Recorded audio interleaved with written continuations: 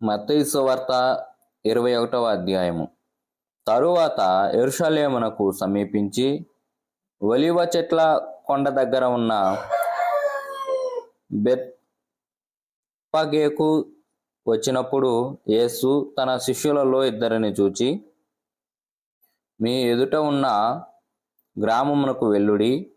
వెళ్ళగానే కట్టబడి ఉన్న ఒక గాడిద, దానితో ఉన్న ఒక గాడిద పిల్లయు మీకు కనబడును.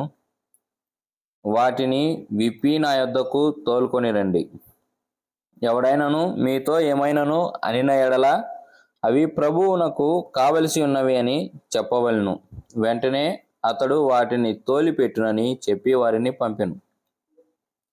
ప్రవక్త వలన చెప్పబడినది నెరవేరునట్లు ఇది జరిగెను. అదేమనగా, ఇదిగో, నీ రాజు సాత్వికుడై గాడిదను, భారవాహక పశువు పిల్ల అయిన చిన్న గాడిదను ఎక్కి నీ యొద్దకు వచ్చుచున్నాడని సీయోను కుమారితో చెప్పుడి అనున్నది.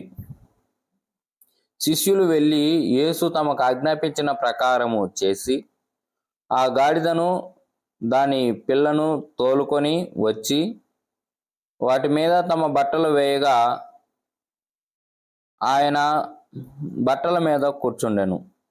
జన సమూహములలో అనేకులు తమ బట్టలు దారి పొడవున పరిచిరి. కొందరు చెట్ల కొమ్మలు నరికి దారి పొడవున పరిచిరి. జన సమూహములలో ఆయనకు ముందుగా వెళ్ళుచుండిన వారును వెనుక వచ్చుచుండిన వారును, దావీదు కుమారునికి జయము, ప్రభువు పేరిట వచ్చువాడు స్తుతింపబడునుగాక, సర్వోన్నతమైన స్థలములలో జయము అని కేకలు వేయుచుండిరి. ఆయన యెరూషలేములోనికి వచ్చినప్పుడు పట్టణమంతయు ఆయన ఎవరో అని కలవరపడెను. జన సమూహము ఈ గలిలయలోని నజరేతు వాడు ప్రవక్త అయిన యేసు అని చెప్పిరి.